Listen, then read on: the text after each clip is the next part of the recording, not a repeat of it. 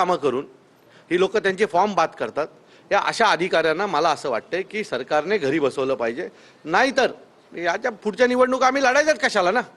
आता तुम्ही फॉर्म बाद करताय, उद्या आता काल जो आमचा फॉर्म बाद झाला ते कोणाचं होतं? शिवसेनेचे सचिव संजय मोरे यांच्या बायकोची तिकीट होती। आता त्याच्यासमोर एक अधिकृत फॉर्म होता मनसेचा, युतीचा, बरोबर आहे, तो बाद केला। आता तिथे एक अपक्ष आहे, त्याला आज उद्यामध्ये विकत घेतला जाईल। त्याला विकत घेऊन मग हे नाचायला सुरू करणार, अरे बघा आमचा पहिला उमेदवार बिनविरोध आला।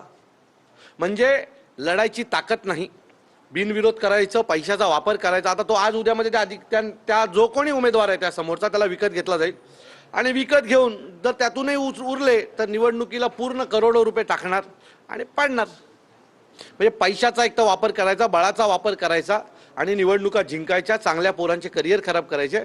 मला असं वाटतं की हे थांबलं पाहिजे, नाहीतर मग कशाला लोकशाही आहे म्हणून सांगता, राजेशाही जाहीर करून टाका।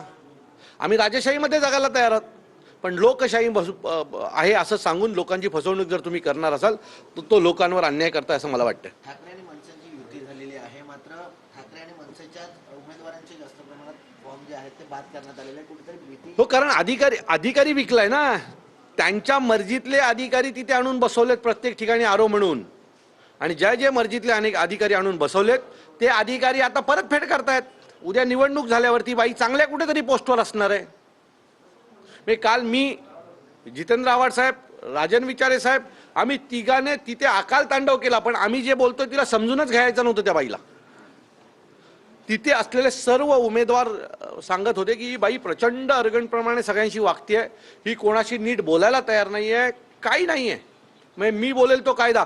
माझं मत आहे, तुम्ही स्वतःला जर निवडणूक अधिकारी म्हणून देवाच्या भूमिकेत मानत असाल तर देवासारखं वागलं पण पाहिजे। हां, म्हणजे देवाच्या भूमिकेत बसायचं आणि दानवासारखं वागायचं हे काही योग्य नाही आहे।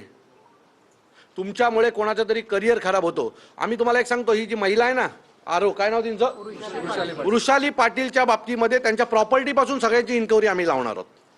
आम्ही त्यांना सोडणार नाही। त्यांनी ज्या काय आमच्या पोरांच्या बाबतीत केलेत, ह्या आरोनच्या पाठीनं आम्ही सगळे माहितीचे अधिकार टाकून ह्यांची प्रॉपर्टी कुठे आहे, ह्या पोस्टिंगला कशा आल्या, या सगळ्या गोष्टीची माहिती घेऊन आम्ही पुन्हा लोकांसमोर जाणार, एवढं नक्की।